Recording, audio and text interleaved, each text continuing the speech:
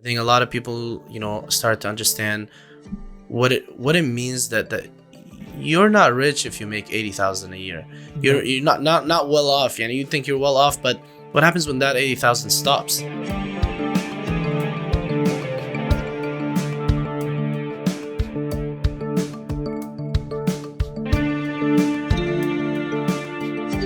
These are like finds on TikTok. I find so many like how to build, how to start, how to do this, and then it's useful, man. Like as much as it sounds like it's dumb and silly, it has some stuff in it. Do you use it? Definitely.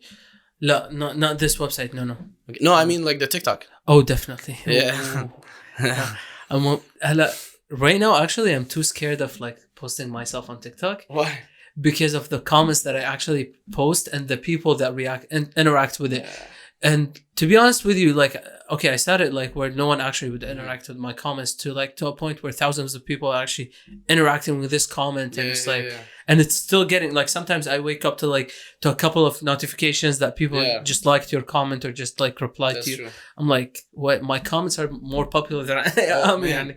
It's true. Like, we posted like with PSA, we posted one video on TikTok, a couple of videos, but only 3, I think. We posted one of them. And now it's at 300 and something thousand views with over a couple of thousand comments. I think 29,000 likes or something like that. I mean, you can't really post Knafe and expect people not to react with it. Oh, actually, the Knafe one didn't do that well. Which is sad because I was in the Knafe one. I was not in the other one. But the Knafe one got like 10,000 followers, I think. 10,000, views. I think around like... Yeah, that is still a lot, though. I mean, if you compare it to the other 300K, so that one, like, it was. We woke up the next day; it was already at like 50,000. We woke up after a week, it kept getting 2 weeks, a month. It kept gaining access because the idea is like for TikTok, like I don't know if I discovered something or everybody knows this, but you take music. I like to save these sounds for small businesses. Same. Yeah, where they're act sympathetic, like, oh, I just started my business and I don't know how I can get likes. How are all these big businesses get? I save that voice because that sound people associate with small business. So you take it, you put your small business in there, people will sympathize with you, give you likes, give you follows, give you views. So I save these things. Mesela for the Palestinian one, I knew this song was getting hype right now, but it wasn't like not a lot of people were using it. It's not like this basic dub music. Definitely. So we used it, and because it was still kind of on the rise, it like hit big numbers. And I think that's what it is. You find a song that people know, it's familiar, but it's not overly used. And like if you hop on a trend right away, you probably hit it. If you're late, like you're not gonna get numbers. You're not gonna get anywhere. Or sometimes you get somewhere, but it's like luck sometimes. Sometimes it's good luck. Sometimes you're late, but you still get a lot of interactions. True. For some also, reason, that first 2 seconds, man. Like, I'll be honest. Like we had female team members on our team in the video in the first 2 seconds, and then it was like the males as well. But I'll be honest, that probably has something to do with the number of views. Yeah, I'm not gonna lie. So, like that also works. And as unfortunate as it sounds, like that actually does work. So just using these things, like recently I was thinking like we were gonna post a TikTok and we'll probably post it in a couple of days. It's like where you go like, have you ever heard the soundtrack like Monday, Tuesday, Wednesday? And it's like the idea for PSA was every like day you're at your teta's house or whatever, there's a different Palestinian meal, like ma'luba, the knafa, this. And it's like, I think that will kind of catch on. For a small business, if you have different products, you use the same sound and you can do different product Monday, Tuesday, Wednesday, whatever. I think it's like there's so much potential. It's the right use of social media to promote good stuff. I'm not gonna lie, I do see some of the other stuff too, but hey, I mean, hey. But I'm a mix. But did you know that the podcast has started? But we have actually started the podcast. I like it. That's natural. That I love it. That's a very natural start. So everyone, welcome to the Talk Lab podcast. Thank you for hanging around, waiting for us to post this episode. We've been away for some time, unfortunately, because we had a lot to do. I hope we are setting the right example here because we stopped because we wanted to focus more on school. Basically, all of our team members are uni students or college students as well, and we wanted to give them some time where we can just study and focus on school, and then come back when we are free, when we can give you like as much as we can. Just a quick announcement. Finally, we have launched our podcast on we have launched our podcast on Spotify and Apple Podcast and Google Podcast, Sick.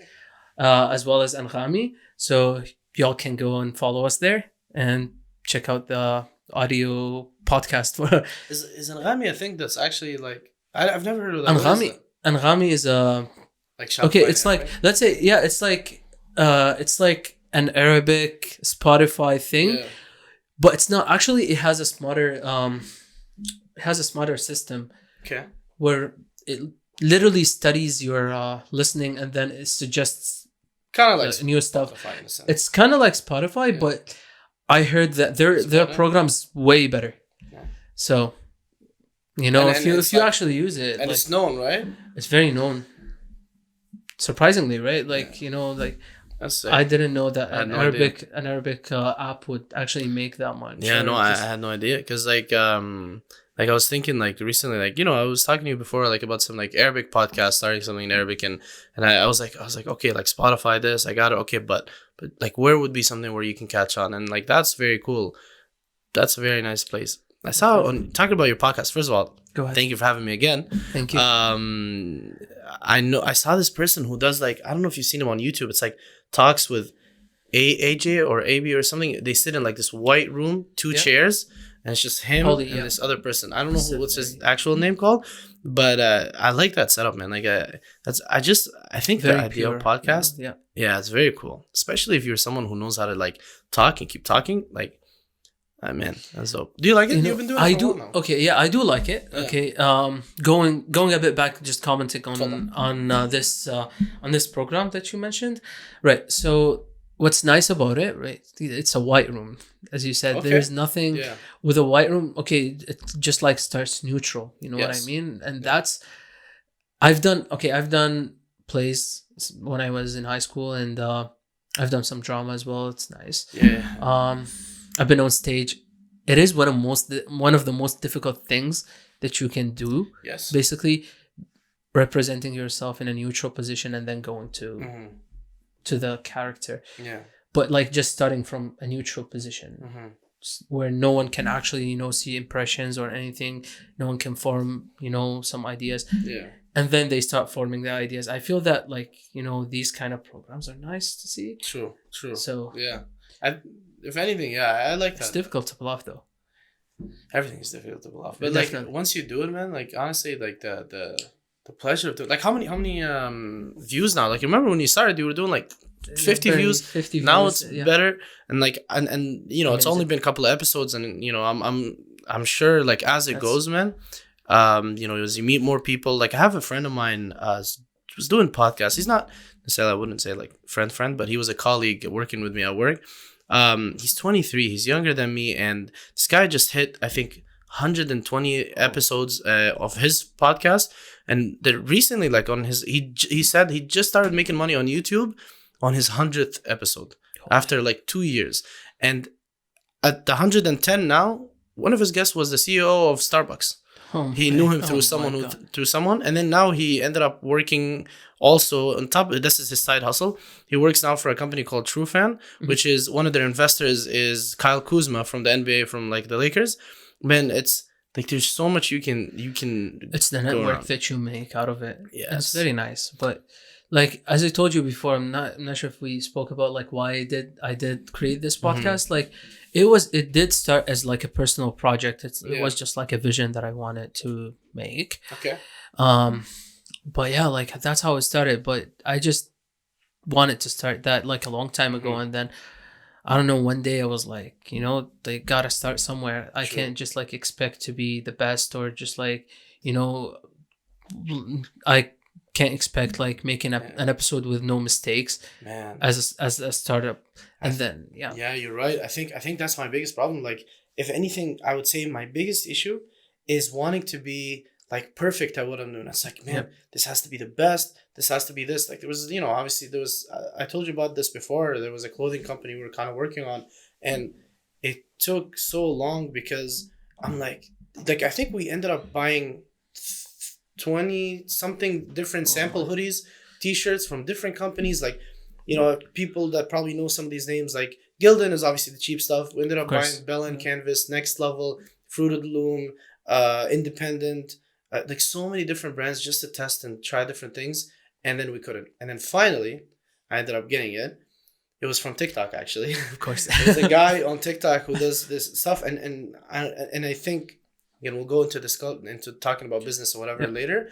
But he pretty much gave away his supplier and everything, which a lot of people might think like that's a stupid move, but That's a good move. actually good move, like good karma or something. But anyway, like in the right time. yeah, Like, and it took us so long to look for this perfect hoodie, for perfect design for this. When I know so many friends around like now that just launched something, and then they were like, okay, well, now we know there's a problem here, let's fix it now. But they're live, they're already there, people know them, they're already getting sales. That's what I need to like kind of work on. So like, congratulations on starting this, man. Thank you. You know, like I think first episode, It was if I'm not terrible. wrong, and I'm not gonna. It was terrible, by the way. But remember the sound problem with the thing, and then now, Okay, like, I knew you were gonna talk about this, right? Let's go. but now look, you fixed it up. great. It's and then I'm assuming like obviously after like 2 months, after 1 year, it's gonna change. It's gonna change. I can remember Joe Rogan's thing was from his bedroom. I don't know if you've seen it. Look at him now. Like I'm man, like this. It just really gets me kind of excited because it's just like the things that people are doing now, and like kind of wanting to be a part of it, because I help here and there. Like people that know me know that I try to pitch in whatever I can help here and there, because of that's my work is in marketing, but it's like I want to be in it. Like I want to have part of the pot. I want to like make my own thing. So we'll see where that goes though. Actually, you live your work. That's what I see about you. You literally, your life is your work, and your work is your life. Yeah, man, you gotta like the one thing I always told myself is. And I really, really, really strongly believe this. 2 things. If you really believe in something, and I'm not saying like, man, I'm going to be rich. No, I'm saying like you genuinely can't see yourself not being rich, for example, if that's what you're, if that's what you're looking for. I just can see success, and I know it's not near right now, but I can just so see it that I'm like, well, then I got to work for it. I got to learn all these different things. Let me see, because it's, all you need for an overnight success, for people to say, look at this guy, it's just an overnight success, is years of hard work. And I'm just trying to see different things. Like, try this. Oh, this didn't work. Try that. That didn't work. Let me try. What do I have now? I got time. I'm still young. I literally have no risk, because worst case scenario, you go back to your parents' house and hang out and there's no problems. So it's the time to just try different things, man. And that's the reason, like, I'm like, hey, like, you might as well learn it. You might as well do it, right? Why else are you learning? But yeah. Anyway, sorry. No, that was actually great. But yeah, you got to start somewhere. You know what I mean? So, yeah. So what have you been up to? Man, honestly, right now, like, it's been obviously like some school, some work, a lot of work, because, for our works during COVID, unfortunately, we ended up, it was on the news actually. So, I work for like TD, and we ended up cutting 40% of employees at Lansdowne in downtown. And that meant obviously more workload for everybody there. People had to take multiple different positions in the meantime, just to kind of cover for downfalls. People had to pitch in like volunteer hours, where we usually hire part-time people. They're like, well, we don't want to hire part-time. Why don't you guys volunteer? So we ended up volunteering as well. So it's been quite stressful. And then there was change in like management and stuff, because now people were starting to compete for these open spots. So there's a lot of, people competition and back and forth. So you got to show the best so you can, be promoted or whatever it is. And so that was hectic. Obviously, also, I can imagine. Yeah, man, it's also in marketing. Like that's what I work in. So it's a lot of people try to start coming up with ideas on how to market certain things during these COVID times, because they want to show that they're forward thinking, that they're impressed, which by all means, let them do that. But it's just, it was getting a little too much, where now the demand is more than what you're actually compensated for. So part of me was like, okay, well, now I need to focus on my other stuff. So I started kind of rebuilding my marketing agency. I'm not going to call it agency. It's like a small team, but it's still something, where now I'm working with 2 brands to show proof of concept that we're able to take a brand from literally nothing to like start to, $10,000 in sales a day or whatever it is. And once you have that in your portfolio, go into, these other companies and say, listen, like, here's the case studies. Here's what I did. Let's work together. So that's one thing that's kind of been busy. Because now working at a big corporate, like I understood what matters to people, which is bottom line, it's money. People want to live. Definitely. So I used to do the way I used to do my website design portfolio is show screenshots and cool images and how animation of websites that I've built. But it's like, show me actual data and studies, case studies of, okay, well, we ended up doing this change to the UX design, which is the look of the website. How did that affect the bottom line or conversion of people going into the site and not leaving, but actually purchasing or doing whatever you wanted them to do? If it's a construction company, filling out the form to get a lead, or if it's a sales like e-commerce shop, actually buying. So now the way I build my case studies is even different than I used to. So like kind of putting that together now was also some sort of a task while working with these two small brands now, trying to grow them to show. So it's been just really busy. What about you, man? What have you been up to? Not much other than studying now and Yeah. trying to as well create my own production company. Let's say. I've been working on this for a long time, and then I think about this. Also been working with a great guy. Hopefully we'll be having him by the end of this week as well. Okay. In the podcast. We'll be talking about as well starting a business from scratch, because he actually launched his brand during COVID. Okay. Yeah. Which is very difficult. Like he was. What is he selling? What is he selling? So is it an online shop? It's an online shop. Okay. He's selling clothes basically. Fair enough. Yeah. So I think sportwear, it's the best time, man. basically. I think it's the best time to do it. If anything, COVID was because people are bored sitting at home. They gotta look for something that let me shop online. You see all these people opening stuff? Yeah, What do you definitely. think? Oh, it's difficult. It's difficult to have like a physical shop somewhere, but it's more easier when you have like an online service. So right now things are, moving towards online services since we're sitting at home. We have nothing to do. A funny thing, where I work at, most of our customers are canopy companies, and I was talking to someone who was doing a deposit the other day. I was like, how's it going now that there's going to be a lockdown? She was like, yeah, we're expecting more people to purchase from us. I was like, yeah, of course, people are sitting home. They just want to get high. That's it. It's easy for you. Easy money. You know what I mean? True. So yeah, like some companies are just high, like really especially now they're going essential high. business too. So mostly, right? Yeah. And some companies are just like having to close down. I've told you about my dad's shop and the unfortunate event that we had to close down because, well, if you cannot really cover the base expenses, you can't stay in business.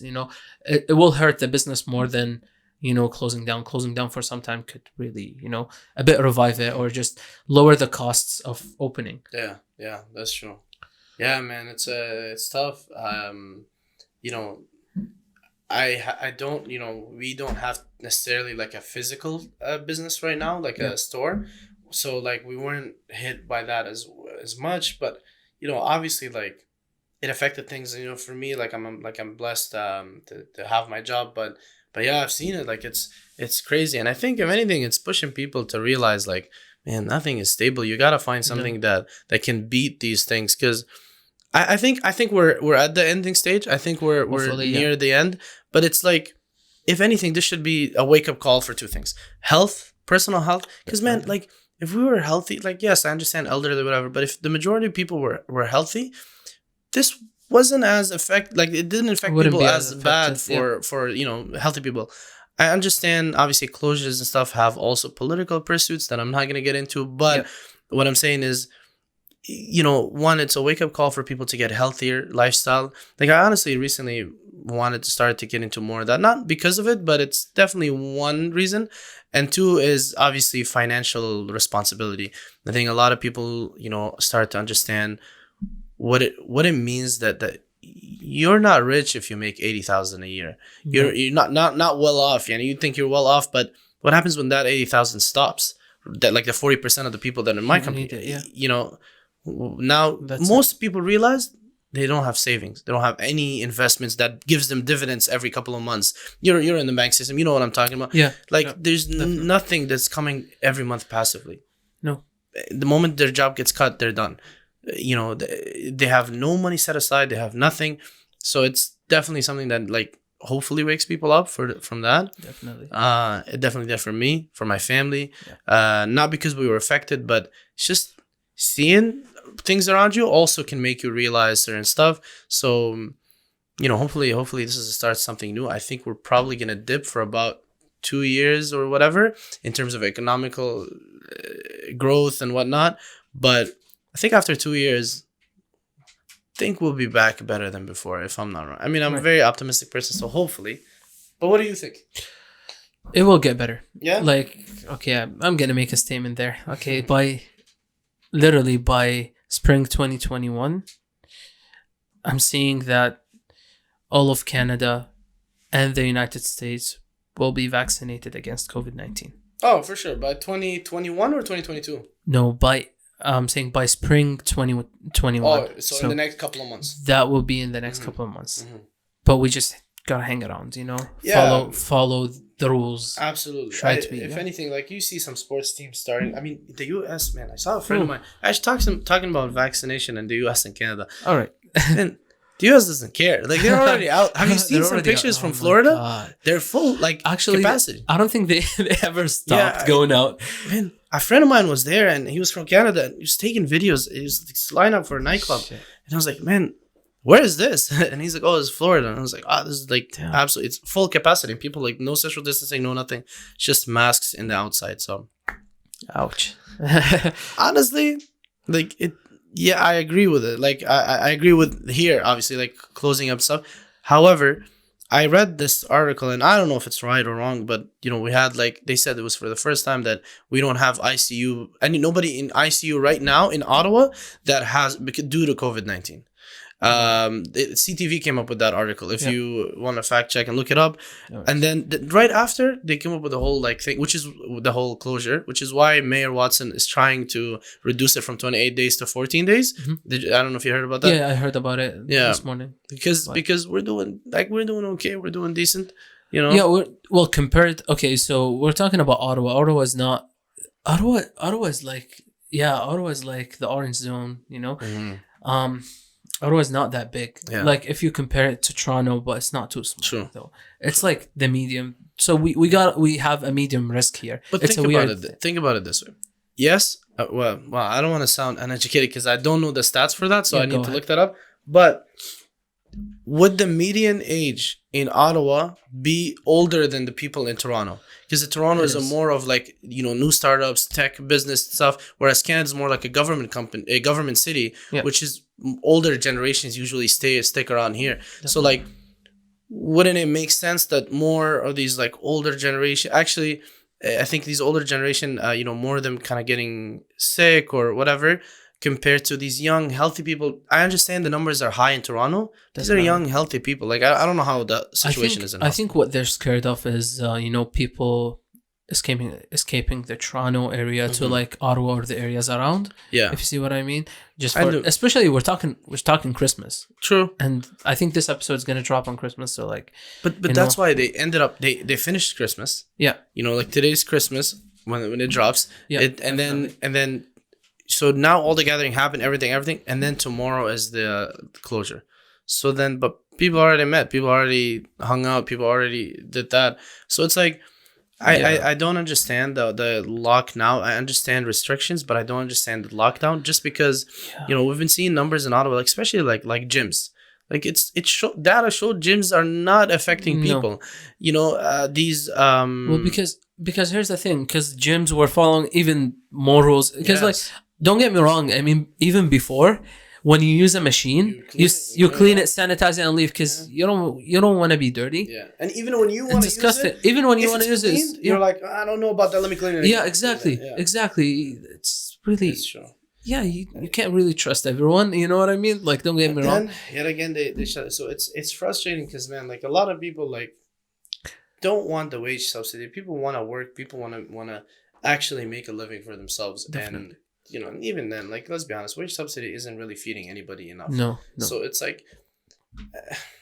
I don't want to talk. And don't get me wrong, it doesn't hurt those big businesses. Yes. You know what I mean? Like, who would it hurt? You know what I mean? Like, Yeah. But at the same, like okay. imagine for an example, Gap or like Yes. any other store that has shipping services basically. But you know, And like they Starbucks don't get- closed since the start of COVID. A lot of Starbucks locations also apparently closed in Canada, from what I heard. Well, they are, yeah, they're kind of, but like it's not like okay, not because so of- it's not like a closed company where they can really deliver Oh, to yes. to Yeah. other people. Yeah.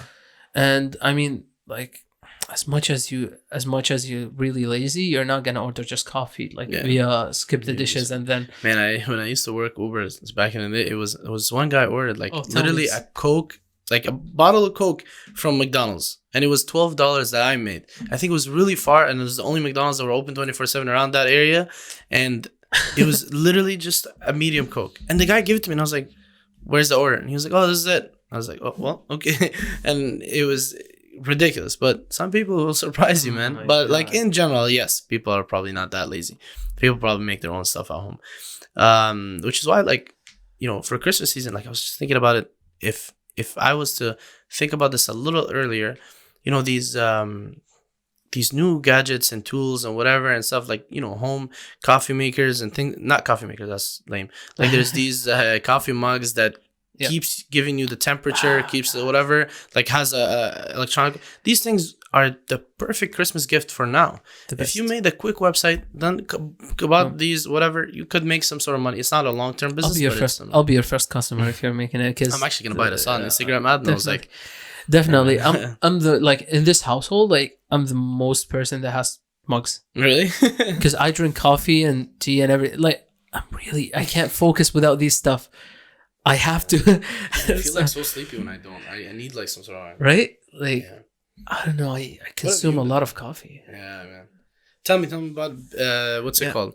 I was just gonna actually I'll tell you Go about ahead. these businesses like that started with friends of mine and stuff. You know, like the orders I seeing, they're getting orders and stuff. And however, I think one problem that I see with my friends' small businesses Mhm. is the small business mentality. Is they think we're in Ottawa, we're small, what are we gonna do really, whatever. That's Man, the amount of reach that we have, at least amongst our friends that we know, I mean, definitely. think of some people that know some people that know some people. Like, I'll give you a very small example. I know someone who's a very close friend with Jay Dean, Holy. and Jay Dean is close friends with FuzzyTube and these other Adam Salah, and Definitely. these guys have, and FuzzyTube is friends with Logan and Jake. So, in a sense, if you really want to reach that far, you can reach to you Logan, can reach you that can far. reach to Jake. But you If- just gotta think. Yeah, that man. far. Like if you can't see that far, you can't go that far. Yes. If you see what I mean. Like in business, like I'll give you an example. You know, some of these small businesses, like the packaging, for example, the biggest advice that I have to give and hopefully we can snip this part. The biggest advice you can give to these new startup businesses that want to think, sure, like they're a small business but would like to scale eventually, is think of packaging. Now people buy experience. People don't buy Definitely. just products. No. Imagine you get that box, you know, you get the cup, whatever, and it's there, you just get it. Okay, I'm gonna All post right. a picture of it, but it's not that cool. No. You get a box that you open up and it's magnetic, and then you slide something out, and then Holy. you open some sort of, and there's a card. It's like with an your name. experience. You know what I mean? Exactly. That's what you need. Like if a lot of money goes into packaging, do it. Obviously, make sure that it makes sense for profit margin. Yep. But packaging is very important, man. Don't is. go cheap by buying these little business cards that you have your name. No, get the thank you postcard. Exactly. Put a collage of your pictures, like the mood board as they call it, and put a big thank you sign. And in the back, write a quick thank you note with a space where you write the person's name. Because you're a small business, you can afford to write people's names. Give them that personal experience. Give them that package that they feel good about, that they feel premium about. People are willing to pay that extra $5 that you think, man, let me not charge them this much because they're my friends. People will probably rather pay that and have the experience than not, because, you know, Instagram followers are literally Instagram or buyers are your best influencer marketing, because influencer marketing costs money for people that don't know them that much. But how many followers do you have on Instagram? A lot, close to 1,000. I only have 600, but I'm telling you, if I post a specific product and I say, guys, I love this, I'm telling you, like you should definitely get it. Yep. I know at least from the 600, and that's not a 10 or big number, 20 yes, people. but at least, well, I'm not gonna say 200, but I'll say probably No, at least I'm 50 saying people. 10 or 20 Yeah. people. For myself, I'm like, I'd have like the lowest thing, or 10 to 20 people will actually have a reaction to this. Yes, like I'm telling you, at least 20 people will actually end up buying. 200 will see, 50 will be like, okay, I'm interested because Jawad said it's nice. And then 10 people will be like, you know what, I'm gonna try it too. These 10 sales that you got from just me posting it on Instagram did not cost you a cent. Whereas you're gonna go pay someone who has 400,000 followers. How much money you're gonna pay him? At least a couple of $100 just so he can post a post that he probably posts he or she posts every day different products. So they know it's an ad, and they write hashtag ad. So Right. people know that. One thing to mention, actually, Go on. I'm not sure if this is correct or not. You can tell me. Please don't butcher me in the comments, right? But I heard before that, and I think this is a smart movement, right? I heard that Starbucks miswrite your name on purpose, so you do post it on. If it is, okay, this is very smart.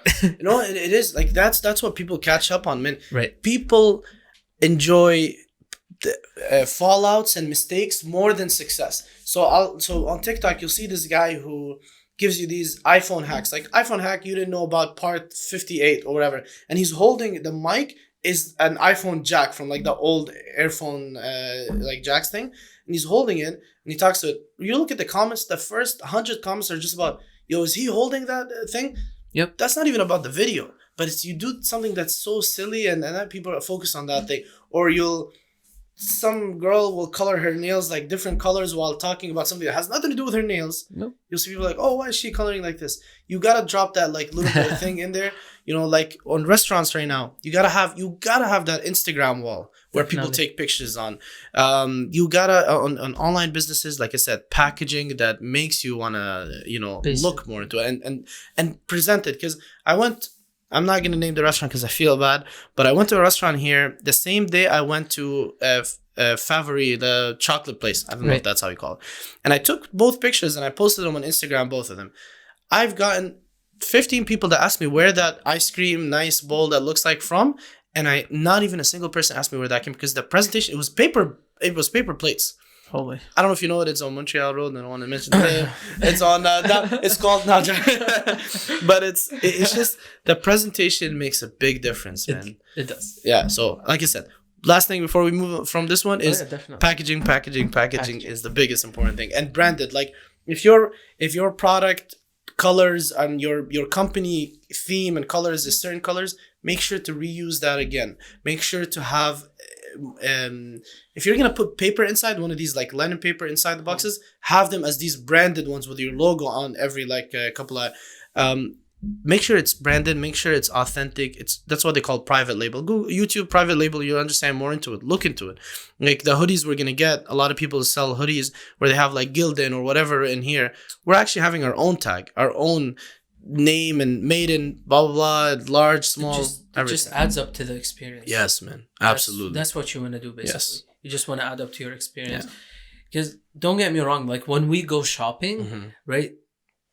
The same thing that you said, packaging or organizing the shelves, they are organized in a way where we have like a good experience. Yes. When you're at home, you just lost that experience. Exactly. You're trying to get the most. Exactly. You know what I mean? Like, I think Apple works so much on that side as well. Yeah, I see. Like the way of packaging and a TED Talk that pretty much says, it says you're not selling people on what the product is. You're selling them on the why. Like there's a presentation that says I think a TED Talk that's called Start with Why, and it's like when someone buys something, it's based on why should I buy it? How will it make me feel? Why am I into this thing? Not what is this product? I like it, I'll buy it. It's usually like, this makes me feel good, or I'm fitting into this certain group that's cool, or this trend that's hype, or see some of these trends that are like ridiculous on social media, but people are like, I want to belong, let me make that. It's the why. So again, sell them a lifestyle, sell them an experience, this being part of a community, being part of the thing. There's a ways where if you're an online store, there's ways where you can check your top returning sellers, and then you can filter by people that bought 3 times more than every average, and then send these people extra stuff.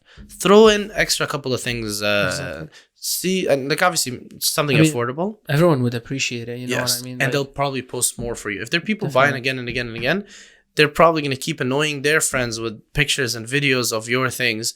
They're the best ambassadors for your business. Forget about like, sure, start with influencer marketing, whatever. Because if you want to start with find meme ads, find out what that have to do with your kind of category. Pay them $20. Like recently, we saw someone without actually also telling. Like it was a meme page that had to do with a specific topic where the company that I'm helping, and I literally reached out. I think they had like 100K followers, and I just read, and the comments was good. There's also a website called something Marketing Hub, which you can check the engagement of this page. A lot of people buy fake followers. Like I used to work with a company. I don't want to call them out. Also, they built this page, this Instagram page. It was also what do they call it? CBD products. They built this page to 8,000 followers. So now to their client, who's the CBD company, they think, wow, 8,000 in like a couple of months, that's great. Yeah. The comments are 1-2 comments per post. What does that tell you when you have 8,000 followers and 1-2 posts? Most of them are bought. Most of them are bought, or most of them are fake, or whatever. Yeah. You don't want to pay that person this much, right? But the 100K, I looked, they had about a couple of hundred comments every video, every picture, everything they put. So a couple of hundred. If 50 of them can buy, why not? Or 10, 20 people can buy. On 20 people, the profit margin on this product is about, for 20 people, is about a couple of $100. I asked them, what's your rates? What's your rates for a 24-hour post on your page? Literally $20. Yeah, put $20, make $250. Why not? And then bring, let's say $300. Split them into different prices. Every pages based on obviously their size, pay. But the minimum, say how much would it be? I just want to post. I like to test with you and see how it goes. Pay them $20, see how it does, and then make sure you give each one something called a UTM tag. You can also YouTube that. Exactly. It's where you know where that came from. It came from this page. It came from that page. Then you see this page is getting me the most returns. This page is not doing anything. Then don't pay this guy again. This page is getting you a lot of returns. Double your payment on it. Double your investment into someone who's actually making you money. And they'll like it. Send them a free thing. Like, hey, you know what? We really appreciate it. Send it to them. Definitely. They're gonna push. And then do that. Start with like 10 different influencers or pages or whatever. Reduce it down to 3 and double down on these 3 that are actually making the most amount of money. You know, start with $20, whatever, and then like $100 on the 3 only that make you the most. And that you want build. People to interact more, basically. Yes. And then once you get to these 3 influencers and you start ramping up sales, now you have records on your Shopify store. Create something called a Facebook Pixel, which tracks everyone that comes to your store. Once you have about 1,000 sales, that's 1,000 unique sales. I mean, different people. You can take that file, which is a CSV file, because everybody puts their email, puts their phone number. Yep. You download it, you upload it to Facebook ads. Create a custom audience when you do Facebook ads. That custom audience, you upload that CSV, and then you make a second app that says you spend money on that. Find me people that look like these people, and Facebook AI will look for people that are, you know, from the same background, same interests, same genders, same whatever, and find you people that actually will buy your stuff. And that's how you scale into bigger and bigger and bigger. Basically, and that's people. How to use social media smartly. Words, like, in simple words, but can I drop my Go ahead. Well, I was gonna say that I'm gonna plug something. Right? It's not even on right now, so it's not even a plug. But I was gonna start a YouTube channel soon, hopefully, where I like to do a lot of research about certain things. I like to kind of know what I'm talking about. So I'm like, let me do a lot of research and then kind of give it to them in a very, I don't want to say dumbed down because people are not dumb, they're smart. No. Give it to them in a more clear and honest way. Because a lot of people get paid by affiliates, get paid by this, where they're like, this is the best, when it's not. I want to create a page where for me, it acts as a credibility source to show that I'm credible at what I do for my real life business, not for me to make money off of it. So I'm not really interested in selling out or whatever they call. So I'll let you know what it is when I start the page. I'll be posting a lot about this page. Thank you, man. I appreciate it. Thank you. I believe it will be amazing. Thank you. I appreciate it. I'm trying to set up the studio thing for it. I'm learning, man. I'm learning from you. Like the first thing I started was I bought lights, and then now I'm just borrowing cameras from friends. But then like the mic also I just bought, but I'm building like the desk setup, like the basic like kind of desk setup, 2 screens, whatever, to give at least that kind of mood. And we'll like start launching from there. I have a couple of videos ideas, and then I'm probably gonna sort of have some interviews with people with businesses. So I'm probably gonna interview you. We'll talk about it. I would love to, man. It's gonna be sick. I'm excited. That's gonna be really great. Thank you. So going back to what we were talking about, I was gonna just throw in a story that that happened before. I got a sale I got a sale in the bank from university from one of my classes. Okay, nice. It's funny. So I used to do this thing. All right. So I used to either lose pens from my bank on purpose in university, or just give it to people where they just want to borrow a pen and then give it to people. And I on purpose give those pens because I literally take out of the branch like a bunch of them with my managers knowing basically. And they're like, what are you doing with those pens? I'm like, I'm just giving them away. Like, all right, it's great. So last I got asked about like, what is this alternative savings? And then I said it literally, oh shit, can I beep this? I don't know. All right. I just said what I worked. Be authentic. All right. I work in alternative savings credit union. All right.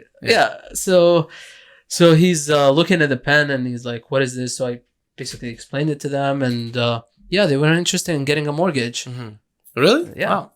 That's like their parents were interested in getting a mortgage. Yeah, no, that makes sense. But I got the sale basically at the end. That's sick. And like I'm always like you get another TikTok video, man. I feel like this episode should be about TikTok. There's another TikTok which said always sell. Like not always push, but if you have that opportunity, like you said, by giving that pen, not like, hey man, let me show you. You want to buy something? Your parents want to buy something? Let me tell you. No, you don't want to be that guy. But you just give him the pen, and the guy goes like, you could have given him any pen, but you gave him one that could lead into a conversation. It's smart. Always put yourself in a position to be able to sell what you want to sell. Basically, and that's what I learned about the banking system. And that's a very misconception that people know about banks or think about banks. And like, oh, banks want to sell you this stuff that you don't need, right? No, you do need. Like, we know what you need, and then we organize basically the stuff that we sell to you for your needs.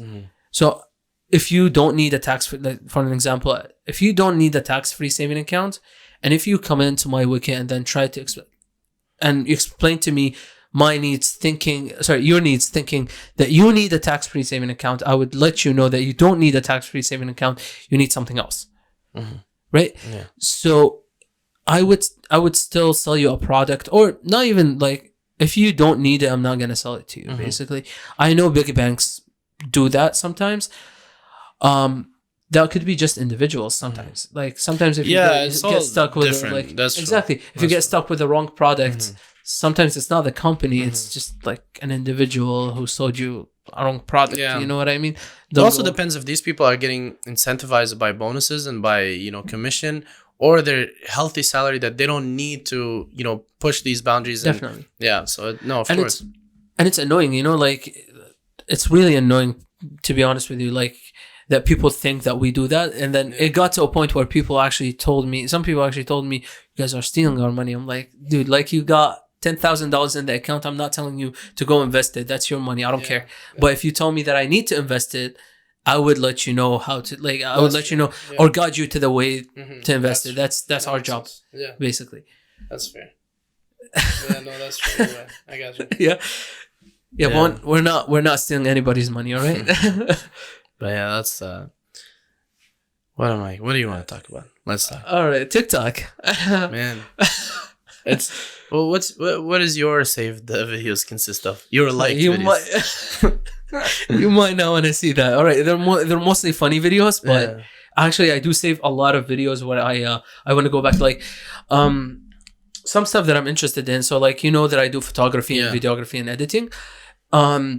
Sometimes it's like a new style that I saw on TikTok, and I saw this person doing it. I'm like, I'm interested in this style. How can I make this in a better way, or just like add it to my style, but like add some of it. So sometimes I could go back to those TikTok videos, and it's very cool to, like, learn a lot from people, but create your own thing. Of course, I think it forces people, like, I think it adapted much better than Vine in a sense of like, first of all, the It app is. is incredible. The It app is. itself, man, the amount, like it reads your mind, like it knows what you want to watch.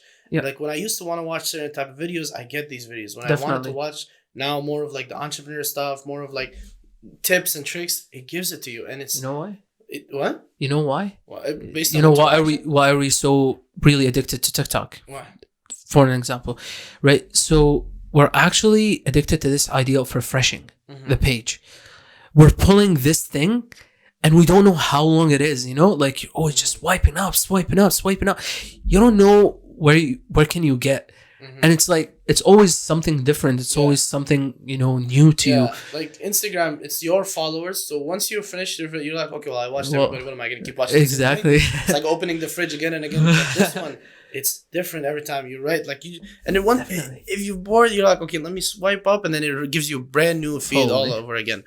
I like it, man. I really do. I follow a lot of like graphic designers, UX, UI, entrepreneurs, real estate. I love real estate.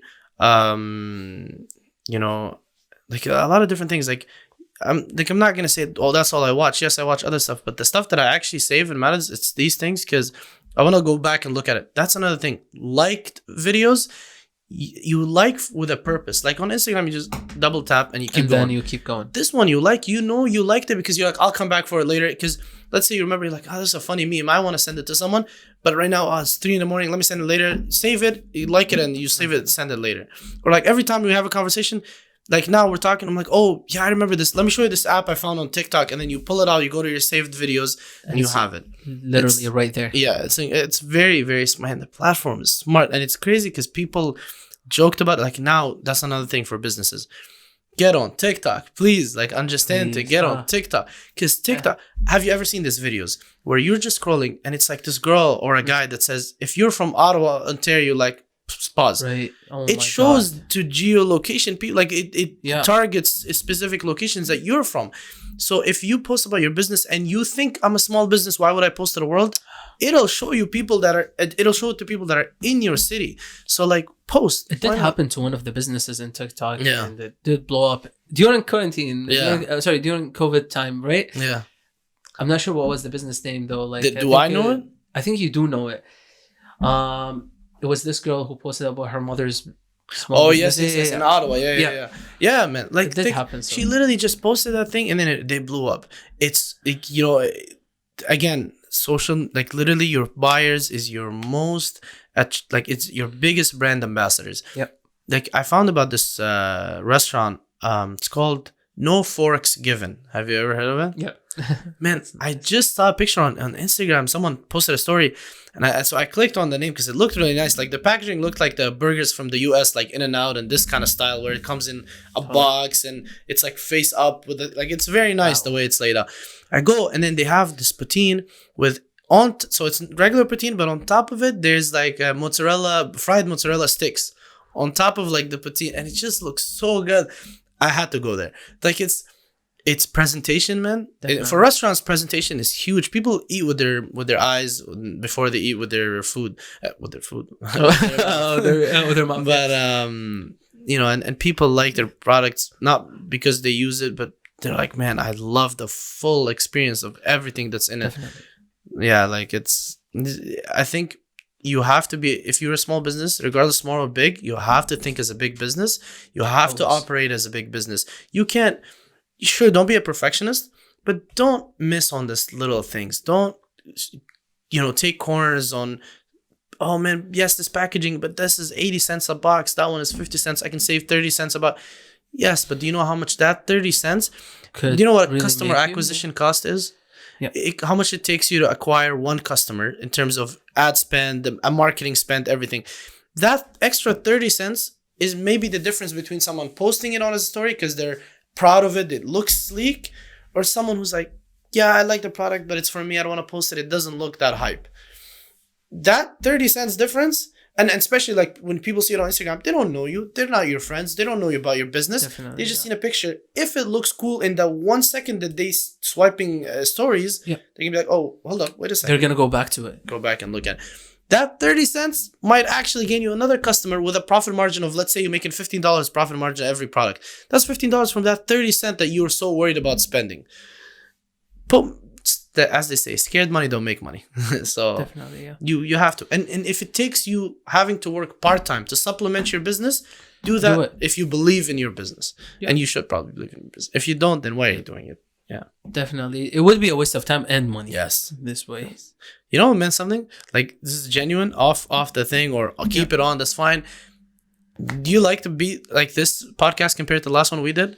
I love this podcast because we're getting somewhere in it. Like, I think the last one. He told me to say, I love this podcast. It's amazing. No, like this is sick, man. Like, there's no one holding a gun to my head, right? Yeah, like no hard feelings, and like we wish that you were here, but yeah, this is a great episode. You know. Yeah, I think like, you got more comfortable with talking. I think you got more comfortable being around, and this is my second, you know, it hands down to my friends. Like, thank you guys. Like, you guys are the best. You know, like you helped me out a lot throughout this, because it would be like it was very, very like uncomfortable for me to talk to a camera, just because pretty much my whole life I was the person behind the camera, not in front of it. And then when I got, you know, and don't tell me stage is different. Yeah, no, holy, so different. Yeah, you. On stage, that's what I used to do. There's a trick where like you can imagine a line, and then there's a point that you look at. Yeah. Of course, you don't like stay focused. You would look like an idiot who doesn't know, you know, anything. But yeah, but you really don't focus on people's impressions so much on stage, especially when lights are. Yeah, once you get comfortable, like you people like Russell Peters, or you know, a comedian who most of his act is based on people like picking people like, hey you, what's your name, and then just come out with a joke randomly. I'm amazed. Like, there's Russell someone Peters, like I don't usually rep my other country, which is the Philippines. Let's go. But my guy, well, it's not my guy, but you know the comedian Joe Coy. I haven't heard. So he is a Filipino comedian, Filipino-American comedian. Oh yeah, I know him. He is the bald guy. The bald guy, yes, that's the one. I was watching. Man, George Janko, who's, you know, you probably watch him. He went with him on tour, and he said in the 12 different times that he did it, not a single time that a joke was repeated, because he just random off the, you know, kind of rattle off like, yeah, what's your name? Where are you from? What's that? And like once you get to that level of comfort, man, the things you can do with that comfort of influence and being able to talk to people, it's amazing. It's impressive. Yeah. Like, I really can't imagine like the way that they live. Like, those people, I think those people go on the streets and they can literally create a conversation out of nowhere, just like. And that's how you kill it. You gotta put yourself at a place where you are best value. Yes, and you gotta put yourself out there, man. Like you know, all these people that started business, and I'm so happy and proud of all of them. I don't know if you saw it recently. I posted on Instagram pretty much a flutter of stories of everybody that like I knew that had a business. And you had one. You had like our talk lab on it. Absolutely. Thank you, bro. Absolutely. And yeah, man, like it's exciting. It's cool, but it's also like. It needs people that can think big. You know, it's one thing to make a business that, you know, fills up your time, gives you some sort of hobby, and one that actually has the potential to make you, you know, money long term. And again, a lot of people, and I want to emphasize this, if you put time in return of making money per product, meaning, this is no shade on anybody, but you know these boxes that they come where strawberries dipped in like chocolate, pretzels, whatever. Yeah. If it takes you time to do that and then you're giving it out, you're working for it. You're working salary. You know, it takes me an hour to do 2 boxes. I'm profiting, let's say a crazy number, which nobody profiting that, but let's say you're profiting $100 from 2 boxes, and or $1,000 from these 2 boxes. You're still getting paid $1,000 an hour. Is that bad? No, it's not. But you're working. It's a salary. Yep. You want to get to a point where what a real business is. If you go, you know, God forbid, if you die tomorrow, this business continues like nothing happened. Yep. That's when you know you have a real business that you can sell. There's a book called Built to Sell. You should. First of all, I'm really into reading books now. I really like. Thank you actually books. For suggesting. Yeah, man, Built to Sell is something I think you're gonna like. Everybody that started a business online might like, and it's how do you build a business that's ready to sell, because a lot of people don't understand that most rich people or businesses gets built to be sold to bigger providers, because you hit a plateau where you can't do more. You've done everything that you can. there's bigger companies that have factories that have this to be able to mass produce what you're doing at much higher scale and market much, like put literally $1 million a day into marketing spend, right? Because they have that money. So you're not going to get to that point. You're not going to take that risk. That's where you sell. So you can't sell if the company, let's say these boxes, you hired all your families and cousins, you guys doing it every day and you're making 10,000 a day. Yeah, it's still not a business because it's still a hobby because you're still working for money. Unless someone can buy it off and hire all of you pretty much and you still do the same thing and get paid. Now you just get paid a little less because he makes the margin. Basically. So you got to think of a business that can be automated, that can be done while you're sleeping. Like YouTube is a valid passive income. Not necessarily people think of it as a job, but it's a real passive income because you can sleep. And once you reach out to the numbers, and is making exactly, money, selling products that are even in warehouses, but maybe warehouses that do fulfillment centers where they do it by themselves. You're literally hanging out. Your products are getting sold and filled and sold and filled. All you have to do is manage inventory and make sure that you're not selling time. You're putting time, but it's not a direct correlation between I put 10 hours, I make $500. I put 20. You know what I mean? That's what you need to get to. I think, and I spoke about this a lot on this podcast, and like selling your time for money, or that's a big no. Yes. Unless you're working part time, so that's another book recommendation. Go ahead. So since you're saying that, it's exactly what you're talking about, which is don't sell your time for money. Is Rich Dad Poor Dad. Amazing. One of the things where he says my rich dad used, so he goes to this rich guy, I don't want to spoil, but he goes to this rich guy to teach him how to be rich, and this rich guy makes him work, but he doesn't pay him a paycheck. So he goes like, man, you're one of these rich people that you're ripping me off. But that's the biggest lesson. The moment you take a check, you become enslaved to the job because you're like, oh, it's putting food on my table, I gotta keep doing it. Right. But you don't really. The moment you understand that you don't need to work for a paycheck, and I know that's a very hard concept because people are like, well, how are you going to eat?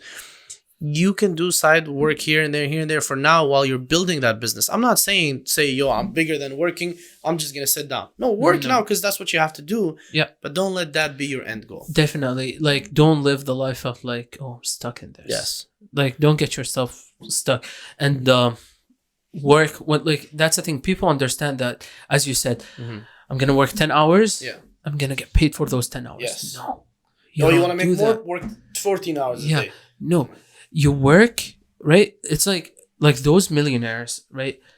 They work for hours and hours and hours, but they don't expect to get paid for that. Like, let's say I don't get paid like $1,000 per hour. Right? Yeah. And then I work 10 hours. I got $10,000. Yes. No. I have a goal, let's say, to finish this, for an example, this quest or this this sale, basically with this company. I'm gonna work 20 hours, 24 hours in general. I got this $10,000 after. I don't divide this $10,000 on an hourly rate. If I do that, that's gonna be terrible. Yeah, like focus on like as much as you can automate systems, as much as you can, automate workflows and allow for that's another thing for online businesses.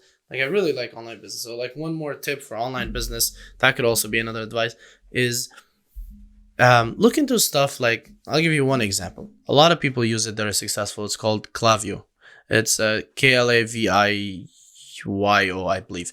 And what it is, it's an workflow automation program.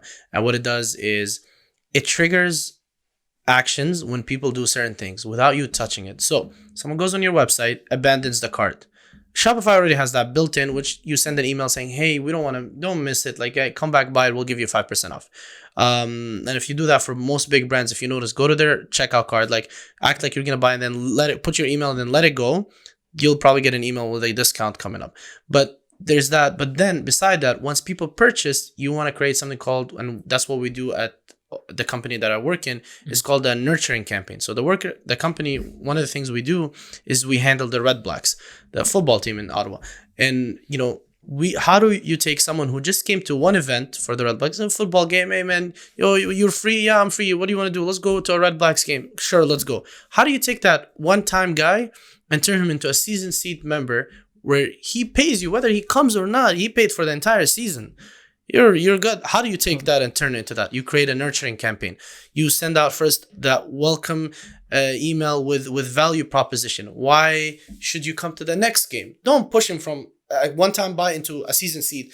Go one-time buy, partial tickets, like 3 games, a little more. Give him some sort of appreciation. Send him some sort of little gift. A message on his birthday, specify from his best favorite player. He goes and fills out this form of who his favorite player is. Imagine on your birthday, you get from your favorite player, goes like, hey, happy birthday, Ahmed. Like, we thank you so much for coming to Red Black's game. We're excited to see you. Like, we hope to see you more. You're going to be more invested. Now that's called brand loyalty. You're building brand loyalty within that person. These nurturing campaigns take a lot of effort for you to do personally, because you need to send emails, then you need to see the open rate, the click rate through, then you got to follow up with that. Depending on their actions, this person clicked, or do I send it again? Or sorry, this guy didn't open it, do I send it again? This guy opened, because you also don't want to become a spam. Yep. Programs like these take all that you have to do manually, does it automatically using AI, that this person opened these emails but didn't open that. All right, put him in a segment. There's something else called segmentation, which is you segment your users. These are let's say you're selling wine. These are the wine experts that are buying the most. They know like the quality of it, the background. You want to give them history lessons of that. Or there's the one guy who's like, I want to try red wine. Let me just buy that. Show him that the affordable deals, the cool, here's the best you can get for this week, hot sales, whatever. There's the mom who wants to go on a weekend with her friends and wants to buy these different people have different expectations and different things. So when you build a website, you need to think of that. You need to think of segmenting your users. That's why if you look at real companies, real web design companies, because everyone now thinks they're a website designer. If you look at that they create user scenarios before they build a website. So you have these segmentation of different people. Going back to the idea of nurturing, you create segmentations and then you feed these people things that they love based on how they interact. When they go on your email, their first welcome email, and it has different segments. One for the Red Blacks, let's say. Right. One that talks about a fun night out with friends, whatever. The second one talks about the history of the Red Blacks and how you can be part of the community. The third one is about something. If you click on a different one, that means you're probably interested in a different thing. We capture you there. It segments it automatically into that pile of emails. Now we send you emails based on what you were interested in, which means you're more likely to probably follow up. Because say you come to our store that sells multiple things. One of them is fitness stuff, other stuff. Send you an email with different things and you click on the fitness stuff. We don't use this automation system. I go and then I send you also a package about gift boxes. You're like, man, I subscribed because I wanted fitness. I don't want packages. So by doing that, you're actually hurting yourself more than if you use this automation system. Of course, the AI is giving him exactly what he wants. He's like, oh, they know what I like. Oh, they're giving me what I want. When Christmas time comes, hey man, do you know we have a 50% discount on fitness stuff? Oh, really? That's what I want. So let me get that for myself. It's more into personalizing those scenarios exactly than just without having to put your time. Emails. Yeah. That's another thing, because email, once you send a lot and people don't open, there's ways where emails just filter your it's called open rate and click rate. So it depends on your open rate of emails, people opening your emails and people clicking through it, and the frequency of emails they get from you per week. Google, Gmail, or Hotmail, or whatever starts to see, okay, this guy seems like a spam. This guy seems legit. This guy. So you wanna be able to send emails to people that will actually open your email, because you don't want to fall into the spam folder and become a spam.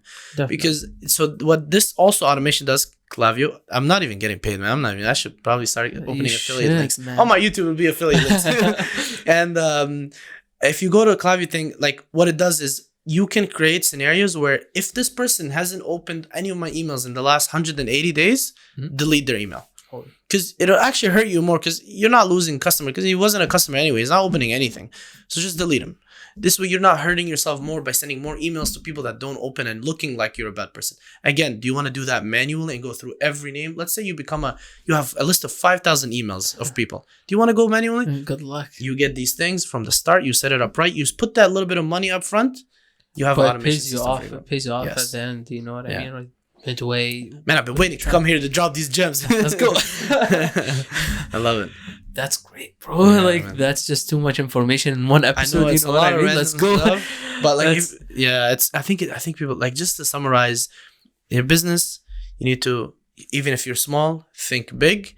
If you want to spend the most money on focusing on one specific thing, is create the best customer experience, create an experience that people want to share with their friends. So that usually comes specifically with packaging, branding, and personalization. People love personalized stuff because they feel you're talking to them, especially when you're a small business. It doesn't hurt.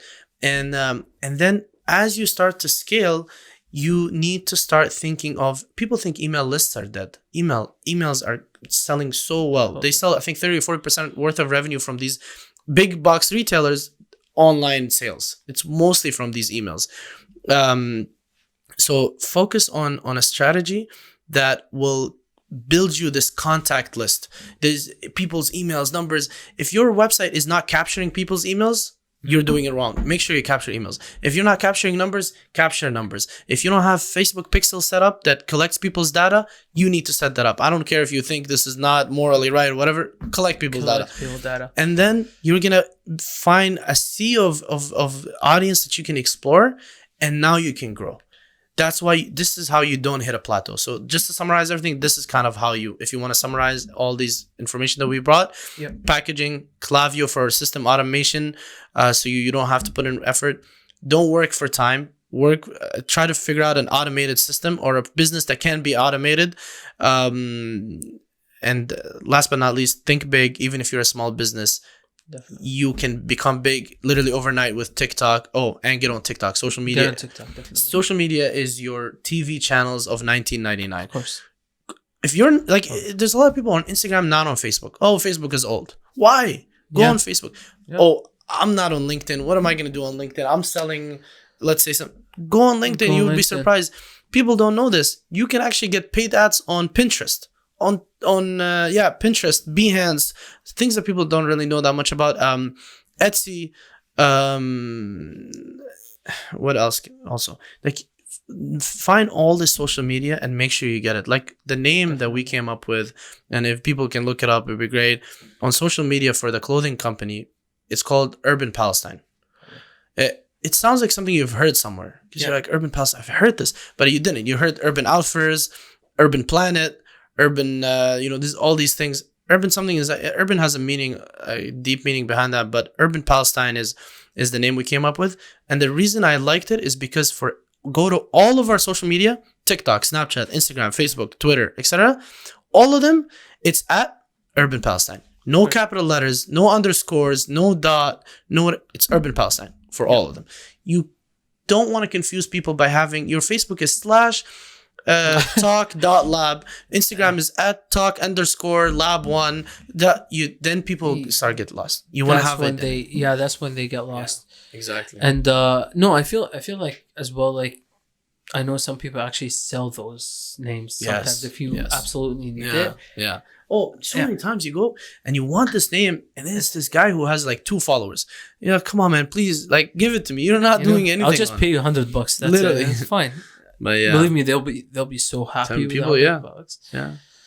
It's, but like, man, like this is like the most, like, people should spend more time on business, lowering their ego and watching other people, learn from other people. There's nothing wrong. I know you are the best at doing business, but just learn. Who are you? Like, why? You're not gonna lose anything. Nope. So that's my biggest advice for business. I don't know how long have you been shooting? I have no idea, but love it. Yeah, go ahead. Probably a good time. Last thing I wanna just touch upon is like collaborating with other small businesses. Yes. So what do you think? Give me an example. Because he was just like doing something. That's why. Sorry, I looked away. Oh, right. Okay. So collaborating, like, I'm a small business. Sure. I do need some services. Sure. I will collaborate with you. Okay. That's. I think that's because it is happening. It is happening. Like for my business, it is happening with one of my friends. So he needed basically he does websites for a lot of restaurants, and those restaurants need basically their products taken pictures of. Yes, of course. One of the ways that he's collaborating with them is selling my products as his products. Basically, Absolutely. I basically get a good cut of it. I'm making money. He's making money. He's given a product. Would under you his call it name. outsourcing or would you call it? Oh, sorry, collaborating or outsourcing? I call I that would call outsourcing outsourcing more. because I offer a lot of services that I don't know anything about. Like Definitely. recently, I've done this. Deal, which now I know how I to think do you it. spoke to me about it. The 3D? The one, yeah, the 3D. Yeah.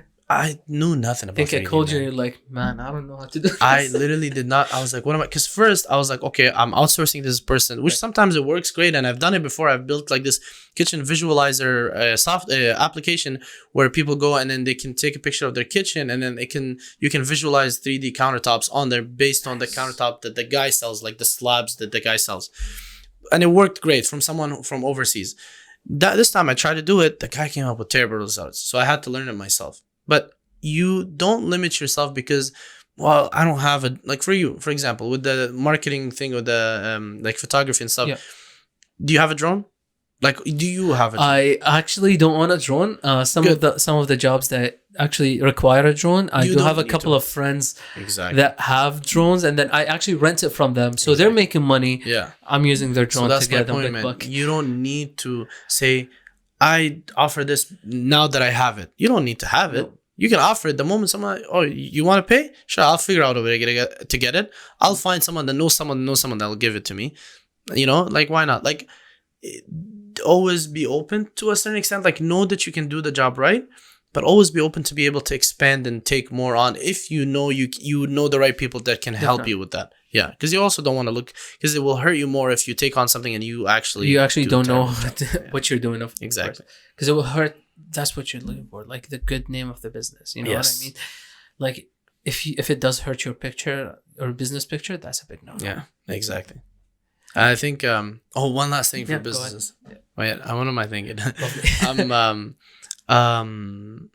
Shipping wise, you know, like when you're selling products, depending on what you're selling, look for the, like, there's so many ideas. Like, one, for example, you have Chit Chat.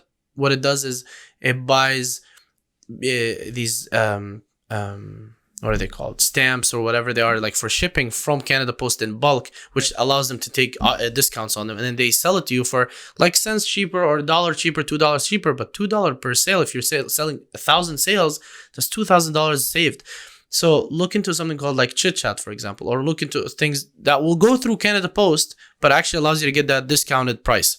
Definitely. Also, look into if your product is little. Like recently, we just had someone who their product was just a little bit over 2 inches, 2.5 inches. So they had to ship using a box. What postal code? What Canada Post explains as a parcel, as a box. What we did is we changed the design of the packaging and the product that they had to make it even thinner, so that we can put it in envelopes. So Canada Post allow you to put it in the envelope thing slot if it is maximum at 2 inches with a specific width and like length, but the width and length is long. It's just the height that matters the most. So we flattened the design to be more like long and wide, but less in terms of thickness. And it went through the slot. The difference in shipping was $12 when it was a box, $3.50 when it was this. Ooh. You can still charge $10 free flat Shipping, rate, yeah.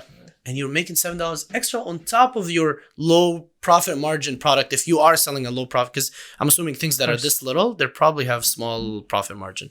Of course. So Yeah, definitely.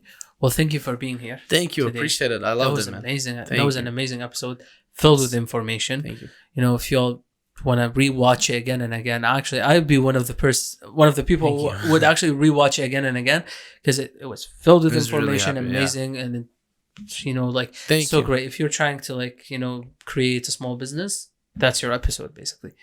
Yes, sir. All right. Thank And you. Thank you since- for having me. Thank you very much. Since we're dropping this episode, on Christmas Day, just wanted to say Merry Christmas, Happy Holidays as well, and thank you for watching the episode till the end. Of course, if you haven't checked our social media accounts, go ahead, check them.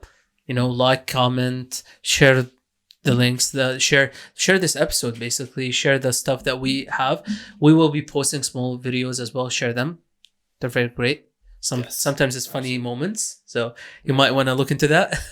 All right, and if you're one of the great people who like to listen to this podcast on the way to work, this feature is available now. You guys can, go check out the Talk Lab on Spotify, on Google Podcasts, Apple Podcasts, and Anghami. I will be as well providing this stuff in the description of the video. Thank you for watching and have a good day.